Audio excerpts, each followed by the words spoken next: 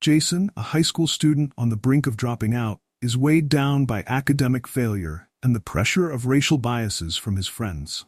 When Ms. Bennett, his compassionate but underestimated teacher, offers him a chance at redemption, Jason must confront not only his own insecurities but also the prejudices of those around him. As he struggles to rise above expectations, one question remains. Will Jason find the strength to change? Or will the weight of his past drag him under? Before we get started, make sure to hit that like button, subscribe for more exciting content, and let us know where you're watching from in the comments. Now, let's dive in. Jason stared blankly at the chalkboard as the equations and formulas blurred before his eyes. It wasn't that he didn't care about math or school in general, but lately everything felt heavy, like an endless weight pressing down on him. He felt like he was always behind, as if everyone else had moved forward while he was left stranded in the past. At home, things weren't much better. His mother worked 2 jobs just to keep the lights on, and his father had checked out emotionally long ago. There was no time for heart-to-heart talks or help with homework. Jason had tried to reach out a few times, but his dad's indifference made it clear that academic success wasn't exactly a priority. Jason had started to believe he wasn't capable of it either. As he sunk further into his chair, Jason glanced across the room to Ms. Bennett, his math teacher. She was writing something on the board, her presence calm but confident. He had heard things about her from his friends, rumors, really. They said she was too soft on certain students, that she only cared about helping people like herself. Jason wasn't sure what that meant at first, but as his friends snickered about her behind her back, the racial undertone became painfully clear. He never joined in, but he didn't defend her either. He didn't know how to feel. Still, there was something about Miss Bennett that made Jason uncomfortable, but not in the way his friends implied. It was the way she would sometimes glance his way, her eyes kind yet observant, as if she could see the struggles he was going through without him having to say a word. He hated it, being seen, being vulnerable. So he kept his distance, even when she offered help. One afternoon, after another failed quiz, Jason shoved the paper into his backpack and left the classroom as fast as he could. He wasn't in the mood to face the questions from his friends or deal with his teacher's looks of disappointment. But before he could escape completely, Ms. Bennett called out to him. "Jason, can I talk to you for a minute?" Her voice was calm, but there was an urgency in it that made him stop. He considered ignoring her, pretending he hadn't heard. But something about the way she asked, not demanded, made him turn around, albeit reluctantly. He stood in the doorway, shifting awkwardly, waiting for whatever lecture was about to come.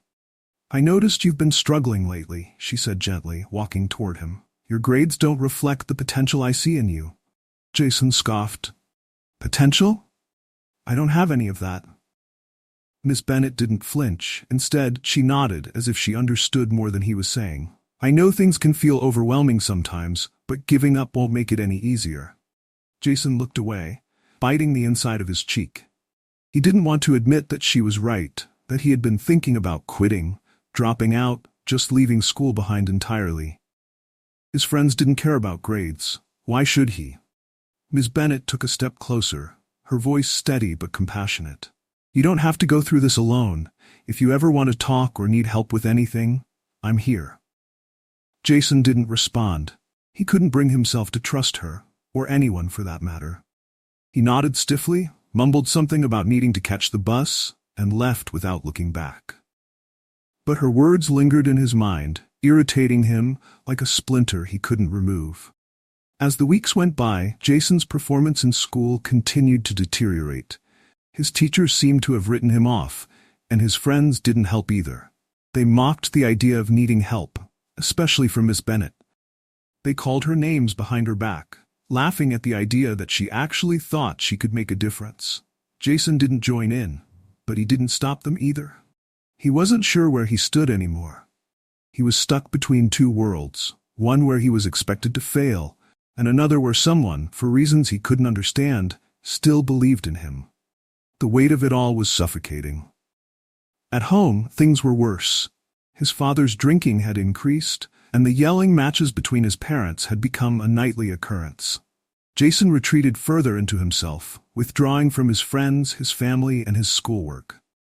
His grades continued to plummet, and it wasn't long before he was failing multiple classes. One evening, after another argument with his father, Jason sat on the floor of his room, staring at his textbooks.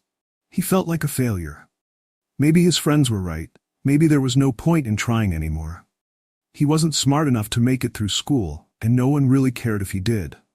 But then he remembered Miss Bennett's words, "I'm here."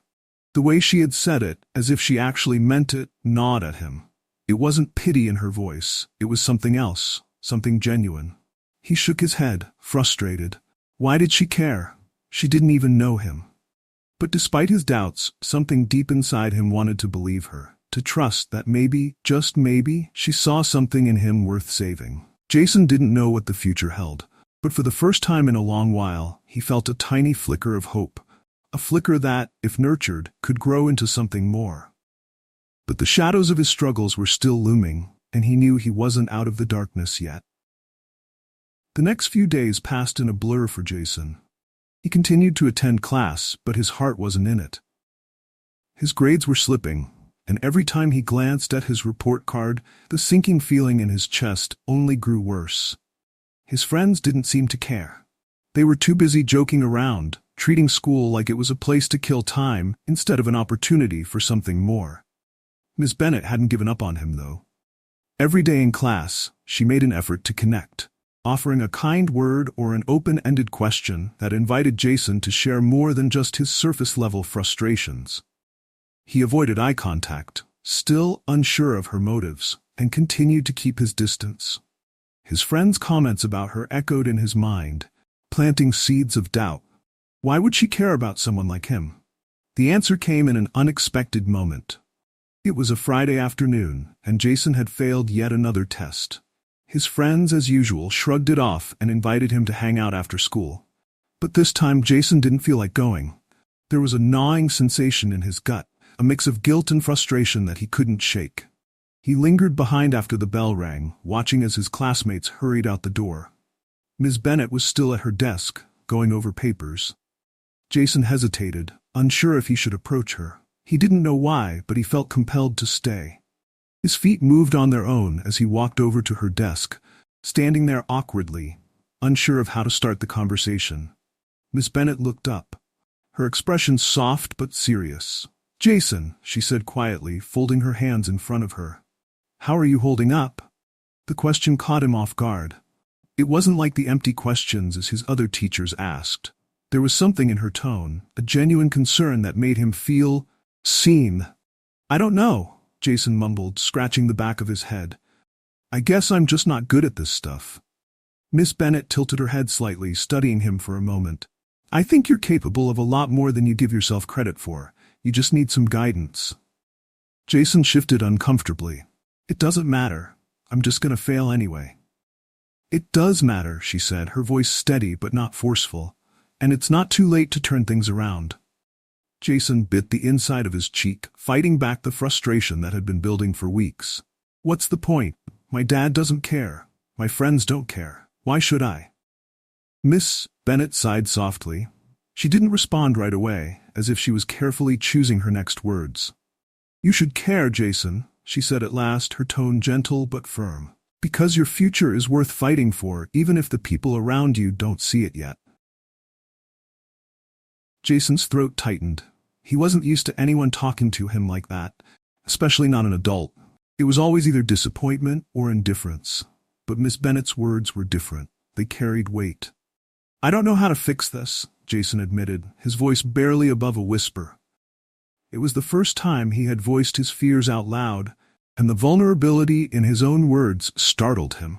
Miss Bennett's expression softened even more. "You don't have to do it alone. I'm offering to help you, but you have to want it. I can tutor you after school. We can go over everything, your homework, your tests, even talk about what's going on outside of school if you need to. But you have to meet me halfway." Jason stared at her, unsure of how to respond. No one had ever offered him this kind of support before. Not like this. He could feel the walls he had built around himself starting to crack, just a little. But the doubt was still there, along with the fear of failure. "What if I can't do it?" he asked, his voice trembling slightly. Miss Bennett leaned forward, her eyes locking with his. "I believe you can. But it's not about being perfect, Jason. It's about trying. It's about taking that first step and trusting that you'll get stronger as you go. That's all I'm asking." Jason swallowed hard, feeling the weight of her words settle deep inside him. For a moment he imagined what it would be like to actually succeed, to prove everyone wrong, to prove to himself that he wasn't a lost cause. But the fear lingered, gnawing at the edges of his thoughts. "All right," he said quietly, almost as if he didn't believe his own words. "I'll try." Miss Bennett smiled, a genuine smile that seemed to light up the room. "That's all I'm asking for." From that moment on, Jason began staying after school for tutoring sessions with Miss Bennett. The first few sessions were rough. Jason was still guarded, still doubting himself, and the work felt overwhelming. But Miss Bennett was patient. She never got frustrated or lost her temper, even when Jason struggled to grasp the concepts. She broke things down in ways that made sense, and slowly, Jason started to understand. The math problems that had once seemed impossible were starting to make more sense, little by little. But it wasn't just the academics that Miss Bennett helped him with. During their tutoring sessions, she would ask him how things were going at home, how he was feeling, and if there was anything else on his mind.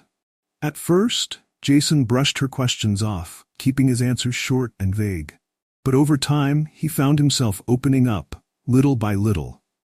He told her about his parents, about the arguments, about how his dad didn't seem to care about anything anymore.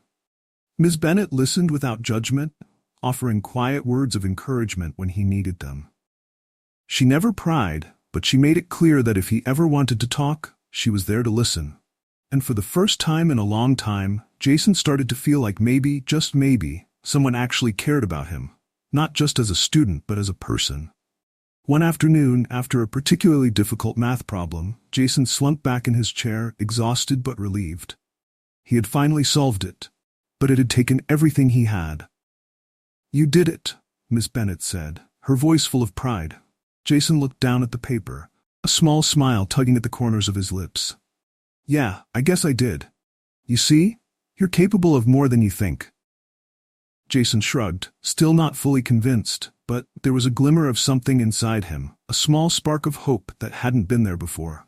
He still had a long way to go, but for the first time, he was starting to believe that maybe, just maybe, he wasn't as hopeless as he had thought. As the weeks passed, Jason's grades began to improve. It wasn't an overnight transformation, but the progress was there. His test scores were higher, and he was starting to keep up with the rest of the class. His friends noticed the change, too, but they didn't understand it.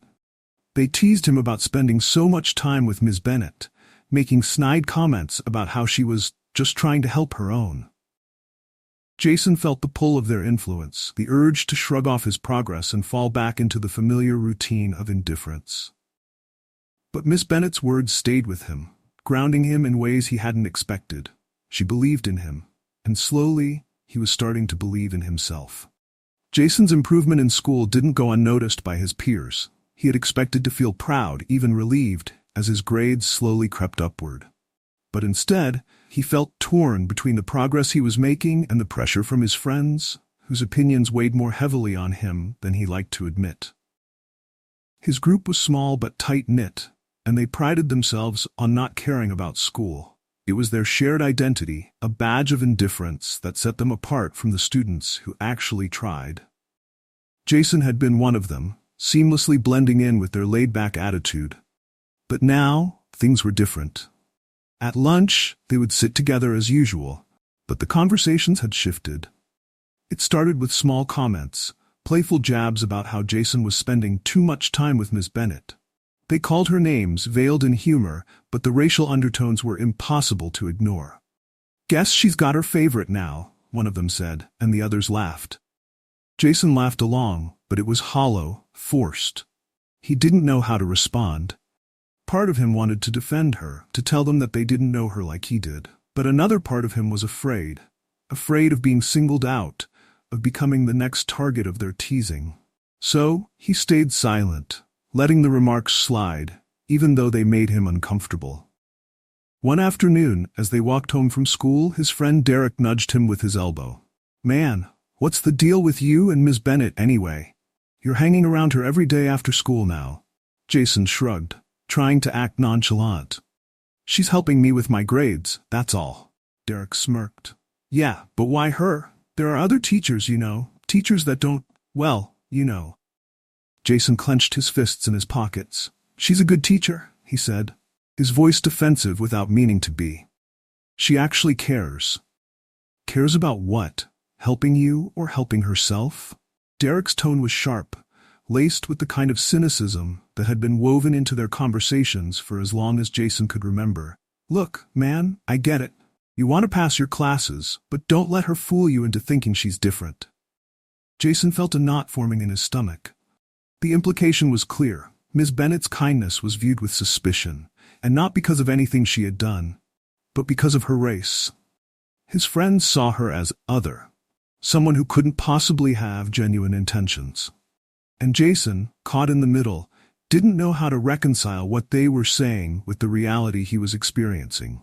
He didn't say anything more, but the unease stayed with him, growing with each passing day.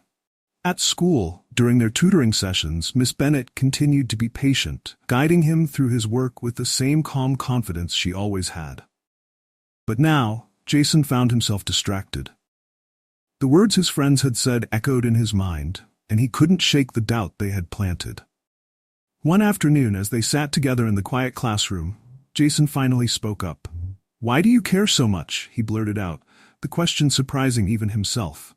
It had been gnawing at him for weeks, and now, sitting across from her, he couldn't hold it in any longer. Miss Bennett looked up from the paper she had been grading, her expression soft but thoughtful. "What do you mean?" Jason fidgeted with his pencil, avoiding eye contact. "I mean, you don't have to help me. You've got other students to worry about, so why do you keep helping me?" Miss Bennett set the paper aside and folded her hands on the desk. "Because I believe in you, Jason," she said simply, her voice steady. "I see potential in you, and I don't want to see it wasted." Jason shook his head, still struggling to understand. "But why me? Everyone else just gives up on me. My friends think you're just doing this because—" He trailed off, unable to finish the sentence. Miss Bennett's gaze didn't waver. "Because of what, Jason?" she asked, her tone gentle but probing. Jason swallowed hard, feeling the weight of the conversation pressing down on him. "Because of, race and all that." For a moment there was silence. Miss Bennett didn't seem surprised by his words, but there was a sadness in her eyes that Jason hadn't seen before. "Jason," she began slowly, choosing her words carefully, "I'm aware of how some people see me, and I know that there are students and even teachers who question my motives because of the color of my skin. But that's not why I do what I do." Jason looked up, meeting her gaze for the first time in the conversation. "I help you because I see a young man who's struggling, but who is also capable of so much more," Miss Bennett continued. "I help you because I believe that everyone deserves a chance, regardless of where they come from or what they look like. And I'm not going to stop caring just because it makes some people uncomfortable." Her words hit Jason like a wave, crashing over him and pulling him under. He had never heard anyone talk about race so openly, so honestly. It was something people avoided, tiptoeing around it or pretending it didn't exist. But Miss Bennett wasn't pretending. She was facing it head-on, and she was challenging him to do the same. Jason felt his throat tighten.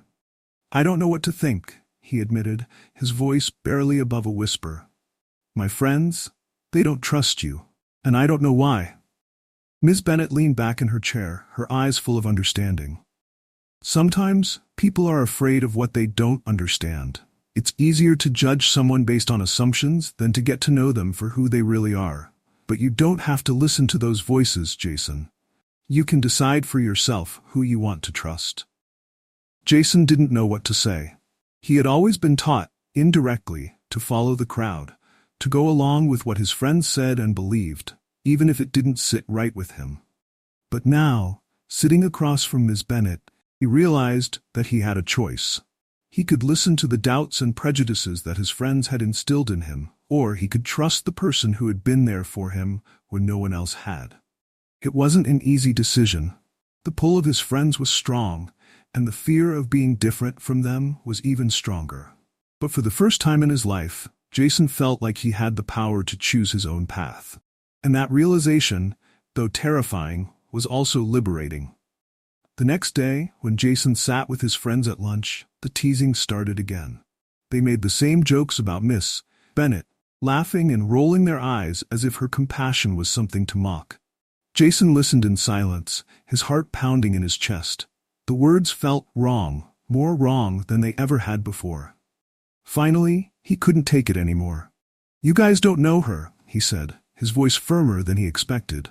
The laughter stopped, and his friends stared at him, surprised by his sudden outburst. "Miss Bennett's actually trying to help me. She's not doing it for any other reason." Derek raised an eyebrow. "Since when did you become her biggest fan?" Jason swallowed hard, feeling the tension rise in the air. "I'm just saying, maybe you should stop talking about her like that. You don't know what you're talking about." His friends exchanged glances, and for a moment, Jason thought they were going to turn on him. But instead, Derek shrugged and let out a short laugh. "All right, man, whatever you say." The conversation shifted, and they moved on to a new topic, but Jason could feel the subtle shift in the air. They didn't understand why he was defending Ms. Bennett, but for now, they let it go. Jason knew it wasn't over, though. He could still feel the weight of their judgment, hanging over him like a cloud. As he walked home that day, Jason felt a strange mix of emotions: fear, relief, and something else he couldn't quite identify. He had taken a stand, however small, and in doing so, he had stepped away from the safety of his friend's approval. It was a risky move, but it felt right. That evening, as he sat in his room, Jason thought about everything that had happened. He thought about Miss Bennett's words, about the way she had challenged him to see beyond the surface, beyond the assumptions and biases that had clouded his judgment. And he realized, with a clarity that scared him, that he didn't want to go back to the way things were. The weight of perception was heavy, but for the first time, Jason felt like he was strong enough to carry it. The days that followed were some of the hardest Jason had ever faced. Despite his best efforts, his mind felt clouded with doubt and confusion. Defending Miss Bennett in front of his friends had been a bold move, but the fallout was more complicated than he had anticipated. The subtle jabs about his closeness with her became more frequent, and he could sense the quiet distancing happening between him and his group. It wasn't overt, but it was there. An unspoken tension that lingered in every conversation. Jason had always considered his friends a sort of safety net. They were the ones who made him feel like he belonged, even when he wasn't doing well in school, even when things at home were falling apart. But now, that safety net was fraying, and Jason wasn't sure what would be left when it finally gave out. One afternoon, after another tutoring session with Miss Bennett, Jason was walking down the hall when Derek caught up to him. His friend's expression was neutral, but there was a coldness in his eyes that Jason hadn't seen before. "Hey," Derek said, falling into step beside him. "We haven't seen you much after school lately. You've been spending all your time with Miss Bennett, huh?" Jason's stomach tightened. He knew this conversation had been coming, but he wasn't ready for it. "Yeah, she's helping me with my grades," Jason replied, keeping his tone casual, even though he could feel the tension building. Derek nodded, but his expression didn't soften. "You know, man, it's cool if you want to get your grades up. But I've been hearing stuff. People are saying you've changed, that you're like too good for the rest of us now." Jason felt a surge of frustration. He hadn't asked for any of this. He wasn't trying to be too good for anyone. He was just trying to survive. "That's not true," he said, his voice tight. "I'm just trying to do better in school. It doesn't mean I'm different." Derek stopped walking and turned to face him. "But you are different," he said quietly. "You don't hang out with us anymore. You don't care about the same stuff we do. You're always with her, and we don't get it. Why are you even bothering? You know it's not going to change anything." Jason clenched his jaw, trying to hold back the anger bubbling up inside him. He wanted to shout, to tell Derek that he didn't understand, that none of them did, but instead, he took a deep breath. "I'm not doing this for anyone else," he said, his voice calmer than he felt. "I'm doing it for me." Derek looked at him for a long moment, and Jason could see the disappointment in his eyes. "Whatever, man. Derek said finally, his tone flat. Just don't forget who your real friends are. Jason watched as Derek walked away, the weight of his words hanging in the air. He felt a deep sense of loss, even though the conversation hadn't been explosive or angry. It was worse than that. It was the slow, quiet unraveling of a friendship that had once been a cornerstone of his life. Over the next few days, Jason found himself more and more isolated. His friends stopped inviting him to hang out, and the jokes about Miss Bennett became crueler, more pointed. He tried to ignore it, focusing on his studies and his tutoring sessions, but it was hard not to feel the sting of their rejection. He had always thought that doing the right thing would feel good, but now he wasn't so sure. His grades, at least, were improving. With Miss Bennett's help, he had started to catch up in math, and his confidence in the subject was growing. He had even passed his latest quiz. A small victory, but a victory nonetheless. Miss Bennett had congratulated him, her smile full of pride, and for a brief moment Jason had felt like he was actually worth something. But that feeling didn't last long. The pressure was building, not just academically but emotionally, and Jason felt like he was on the verge of breaking. His friends were slipping away, his family was still distant, and despite Miss Bennett's encouragement, the weight of it all was becoming too much to bear. Then came the day that nearly shattered him. It was a few weeks before finals, and Jason had just received the results of an important test in his math class. He had studied hard for it, putting in hours with Miss Bennett, and for the first time in a long time, he had walked into the classroom feeling prepared. But when the paper landed on his desk, his heart sank. He had failed. Again. Jason stared at the red mark on the top of the paper, his hands trembling. He had tried so hard. He had done everything he was supposed to do, followed all the steps, and still, it wasn't enough. He could feel the tears burning in his eyes, but he refused to let them fall. Not here. Not in front of everyone. As the bell rang, Jason stuffed the paper into his backpack and rushed out of the classroom. He didn't stop until he was outside, standing alone by the edge of the school's parking lot. The frustration, the anger, the sadness, it all bubbled up inside him, threatening to spill over. What was the point? Why was he even trying? He could hear the voices of his friends in his head, mocking him. See? We told you it wouldn't change anything. Jason slumped down onto the curb, burying his face in his hands. He felt like a failure, like all his efforts had been for nothing. Maybe his friends were right? Maybe he wasn't cut out for this. Maybe he should just give up. But then he heard footsteps approaching, and when he looked up, Miss Bennett was standing there, her expression soft but full of concern. She sat down beside him, not saying anything at first, just giving him space to breathe. After a few moments, she spoke. Jason, I know you're upset, but I want you to know that one test doesn't define you. Jason shook his head, his voice thick with frustration. But I studied so hard, Miss Bennett. I did everything you told me to do, and I still failed. What's the point? Maybe I'm just not good enough. Miss Bennett sighed softly, her gaze steady and compassionate. Jason, you are more than just a grade on a test. I've seen how hard you've been working, and that means something. It's not about being perfect. It's about making progress. And you've made so much progress. Jason looked away, his chest tight with emotion. But it's not enough, he whispered. I keep messing up. I keep failing. Miss Bennett turned to face him fully, her voice calm but firm. Failure isn't the end, Jason. It's just a part of the process. Every time you fall, you have a choice. You can stay down, or you can get back up and try again. And I know you have it in you to keep going. Jason blinked back tears, her words sinking in slowly. He had heard people say things like this before, but coming from Miss Bennett, it felt different. It felt real. I don't know if I can, he admitted, his voice shaking. Miss Bennett smiled softly. You can, and I'll be right here with you, every step of the way. You're not alone in this, Jason. Jason swallowed hard, the lump in his throat making it difficult to speak. He wanted to believe her. Wanted to believe that he could still turn things around. But the fear of failure was so strong, so overwhelming. Miss Bennett reached into her bag and pulled out a small, worn notebook. I want to show you something, she said, flipping through the pages until she found what she was looking for. This is a journal I kept when I was in high school. Jason looked at her, surprised. He hadn't expected Miss Bennett to share something so personal. "I had my own struggles growing up," she explained, her tone gentle. "I was one of the few black students at my school, and I faced a lot of challenges: racism, prejudice, people telling me I wouldn't succeed because of who I was. There were days when I wanted to give up, when I thought the world was too unfair for someone like me to make it." She handed the journal to Jason, and he hesitated before taking it.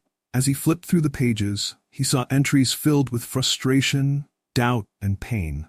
But there were also moments of hope, small victories, and words of encouragement Miss Bennett had written to herself. "I'm showing you this because I want you to know that I understand what you're going through," Miss Bennett said softly. "I know what it feels like to think you're not good enough, to feel like the world is stacked against you. But I made it through, and so can you." Jason stared at the journal, the weight of her words pressing against the walls he had built around himself. Miss Bennett wasn't just his teacher. She was someone who had lived through the same kind of struggles he was facing now. And she hadn't given up. Slowly, Jason handed the journal back to her, his heart pounding in his chest. "I don't know if I can do it alone," he whispered. Miss Bennett smiled, her eyes full of warmth. "You're not alone, Jason. I'm here, and I'm not going anywhere. But you have to believe in yourself, too." Jason nodded, the tightness in his chest starting to loosen just a little. He wasn't sure what the future held, but for the first time in a long time, he felt like he wasn't facing it alone. And maybe, just maybe, that was enough to keep him going. The weeks leading up to finals were a whirlwind of late nights, textbooks, and tutoring sessions with Miss Bennett. Jason poured himself into his studies like never before, determined to prove to himself, and maybe to the world, that he wasn't a lost cause. There were moments when the weight of it all felt overwhelming. But Miss Bennett was always there, guiding him through the tough spots, both academically and emotionally. In those tutoring sessions, they didn't just go over math problems. They talked about life, about the struggles that came with growing up, about the invisible barriers that people like Mr. Bennett and Jason had faced for different reasons. He learned that Miss Bennett's compassion wasn't something she turned on just for him. It was who she was, a person who genuinely cared about others no matter their background or circumstances. Jason's grades began to climb. It wasn't a straight line. There were still setbacks, moments when he doubted himself, but with each small victory, his confidence grew. Miss Bennett had told him that progress wasn't about perfection, and now he was starting to believe it. On the day of the final exam, Jason walked into the classroom with a sense of calm that he hadn't felt before. His palms were still sweaty, and his heart raced a little faster than usual, but there was something different in him now, something solid. He knew he wasn't going to ace the test, but that wasn't what mattered. What mattered was that he had made it this far. He had put in the work, he had shown up, and he was ready to give it his best shot. When the exam ended, Jason felt a wave of relief wash over him. It wasn't perfect, but it was done. For once, he didn't feel like running out of the room in shame. Instead, he smiled to himself, proud of what he had accomplished. A few days later, the results were posted. Jason's heart pounded as he walked toward the board where the grades were listed. His friends were already there, laughing and joking as they scanned the results. Derek gave him a nod, but there was an awkwardness now between them that hadn't been there before. Jason knew that things had changed. He had changed, and his place within the group had shifted because of it. Taking a deep breath, Jason scanned the list until he found his name. There, next to it, was a grade he never thought he'd see. A solid B. A rush of emotion hit him all at once: relief, pride, disbelief. He had done it. After everything, he had actually done it. He turned to look for Ms. Bennett, but she wasn't in the hallway. Without thinking, he grabbed his backpack and rushed toward her classroom. When he got there, she was sitting at her desk, grading papers. She looked up as he entered, and the moment she saw the expression on his face, she smiled.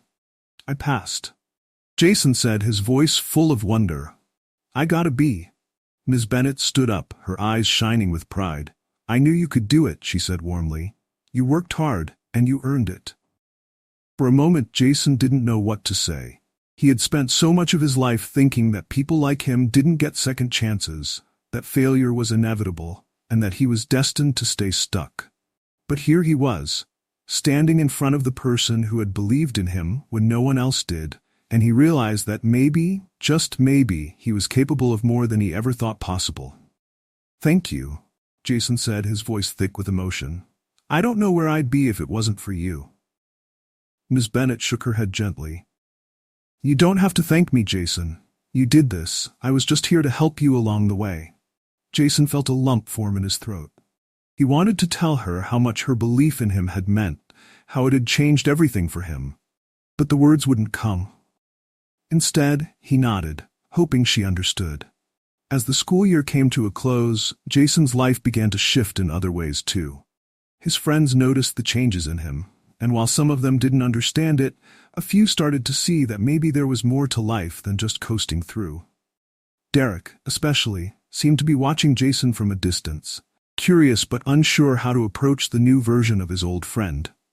One afternoon, as they sat together during lunch, Derek finally spoke up. "So, how'd you do on that final?" he asked, trying to sound casual. Jason shrugged, smiling a little. "I got a B."